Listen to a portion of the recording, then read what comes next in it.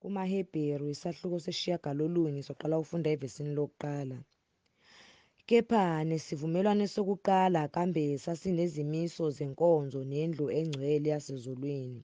Ngokuba kwakhiwa ithabernakeli lokuqala okwakukhona kulo uthi lwezibani netafula nezinkwa zokubukwa okuthiwa elingcwele. Ngasemva kwesihenqo sesibili kwakukhona ithabernakeli elithiwa elingcwele lengcwele, eline-alithari legolide lokuthunqisa nomphongolo wesivumelwano omboziwe ngegolide nxazonke. Okwakukhona kuwo isitsha segolide esiphethe imana, nenduku ka-Aroni eyahlumayo, nezibhebhe zesivumelwano. Phezu kwawo kwakukhona amakherubhi enkazimulo engamele isihlalo somusa, okungenakukhulunywa ngakho ngakunye manje. Kepha lezo zinto zilungisiwe ngokunjalo, abaphristi bangena njalo ethabernakeli lokuqala befeza izinkonzo, kodwa kwelesibili kungena umphristi omkhulu yedwa kanye ngomnyaka, kungengaphandle kwegazi anikela ngalo ngenxa yakhe uqobo nangenxa yezono zabantu.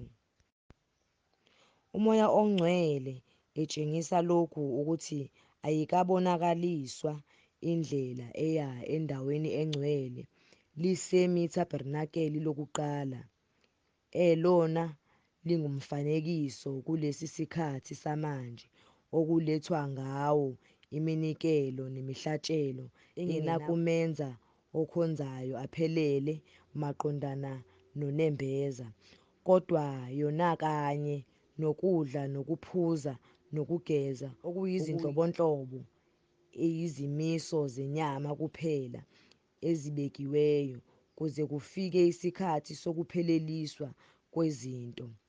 Kepha lokhu uKristu esefikile engumphristi omkhulu wezinto ezinhle ezizayo, wadabula ithabernakeli elikhulu neliphelele kunalelo elingenziwanga ngezandla, okungukuthi lingesilo lalokhu kudalwa. Wangena kanye kuphela endaweni engcwele, kungengegazi lezimbuzi nelamathole, kepha ngegazi lakhe, ezuzile ukukhululwa okuphakade. Ngokuba uma igazi lezimbuzi nelenkunzi nomlotha wesithole kufafaza abangcolileyo, kuhlambulula kube ngukuhlanzeka kwenyama, kakhulu kangakanani igazi likaKristu owazinikela kuNkulunkulu ngomoya ophakade engenacala lizakuhlanza unembeza wethu emisebenzini efileyo, ukuze sikhonze uNkulunkulu ophilayo. Ngalokho-ke ungumlamuleli wesivumelwano esisha, kuze kuthi ngokufa okungenxa yokukhululwa eziphambekweni zesivumelwano sokuqala ababiziweyo bazuze ifa eliphakade elathenjiswayo. Ngokuba lapho kukhona iTestamente kufuneka ukuba kubikwe ukufa kowalenzayo, ngokuba iTestamente lisebenza sekufiwe, ngokuba alize lingaba namandla asekhona owalenzayo. Ngalokho-ke isivumelwano sokuqala asimiswanga ngaphandle kwegazi, ngokuba isikhulunyiwe imiyalelo yonke ngokomthetho nguMose kubantu bonke. Wayesethatha igazi lamathole nelezimbuzi kanye namanzi noboya obubomvu nehisopi, wafafaza incwadi nabantu bonke, ethi lokhu kuyigazi lesivumelwano aniyale ngaso uNkulunkulu. Nethabernakeli futhi nezitsha zonke zenkonzo wakufafaza kanjalo ngegazi. Yebo, cishe zonke izinto zihlanjululwa ngegazi ngokomthetho, ngaphandle kokuchitha igazi akukho ukuthethelelwa. Kanjalo-ke kwakudingekile ukuba imifanekiso yokusezulwini ihlanzwe ngalokho, kepha okusezulwini uqobo lwakho kuhlanzwe ngeminikelo emihle kunalena.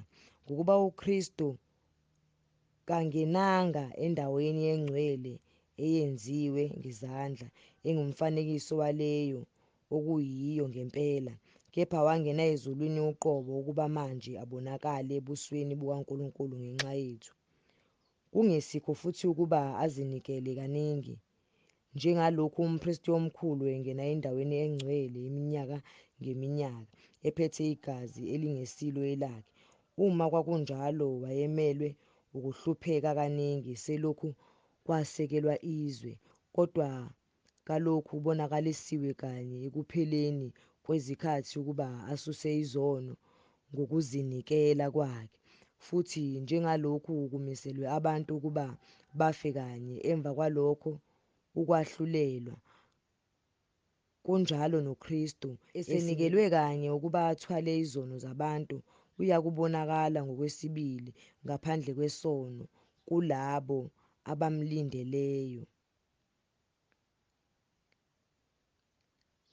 kube ngukusindiswa.